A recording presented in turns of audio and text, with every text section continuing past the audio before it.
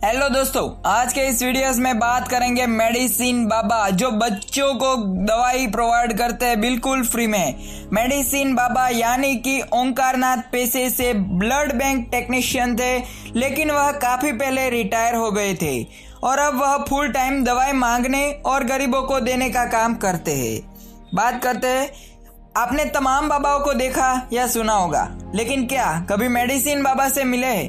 भले ही ये सुनकर आप चौंक गए होंगे, लेकिन राजधानी दिल्ली में एक ऐसे बुजुर्ग हैं जिन्हें अब लोग मेडिसिन बाबा के नाम से जानते हैं। 85 साल के ओंकारनाथ गरीबों के बीच मेडिसिन बाबा के नाम से चर्चित है। वो हर साल 1.5 करोड़ रुपए से ज्यादा की दवाई मंगाकर जरूरियातमंद गरीबों की मदद करते हैं और इस नेक काम के लिए उन्हें विदेशों से भी मदद मिलती है। विदेशों से भी यहाँ पर पैसे उसको देते हैं इस काम करने के लिए।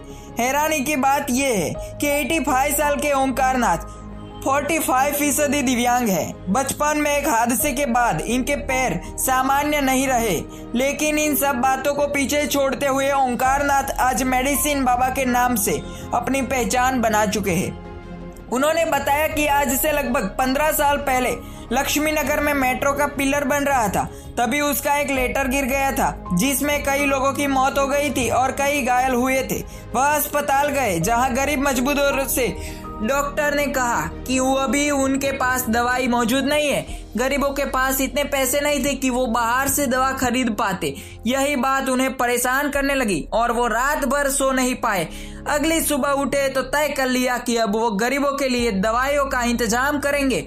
आज मेडिसिन बाबा के पास 2 रुपये से लेकर 2 लाख रुपए तक की दवाइयां मौजूद है। उन्हें दवाइयों के क्षेत्र में काम करने का कोई अनुभव नहीं है, लेकिन वह कहते हैं कि दवाई मांगने के लिए भला कैसे अनुभव। हाँ, दवाई देने के लिए जरूर उन्होंने एक फार्मासिस्ट को रखा है। मेडिसिन बाबा सिर्फ दवाइयां ही नहीं, बल्कि अब व्हील चेयर, ऑक्सीजन सिलेंडर या इलाज के लिए जरूरी सभी सामान गरीबों को देते हैं। अब उनके घर के बाहर सुबह से ही लोग मदद लेने के लिए पहुंच जाते हैं। मेडिसिन बाबा के पास अब विश्व के हर देश से दवाइयां आती है। फ्रांस, वियतनाम, इंग्लैंड, कनाडा से सबसे ज्यादा दवाइयां आती है। शुरू में जब उनको मालूम हुआ कि विदेश से आई दवाओं पर भी कस्टम ड्यूटी देनी पड़ेगी, तो उन्होंने भेजने वालों से कस्टम ड्यूटी चुकाने की भी प्रार्थना की। मेडिसिन बाबा बताते हैं कि सफर कभी आसान नहीं था और लोग तरह तरह की बातें भी करते थे। कई लोग यह भी कहते थे कि हमसे दवाई लेकर बाजार में बेचकर अपने बच्चों को पालन पोषण करता है, लेकिन इन नकारात्मक बातों से उन्हें कोई फर्क कभी नहीं पड़ा। इस बाबा के लिए एक लाइक और सब्सक्राइब कर दीजिए ऐसे ही अमेजिंग फैक्ट्स के लिए। Thank you.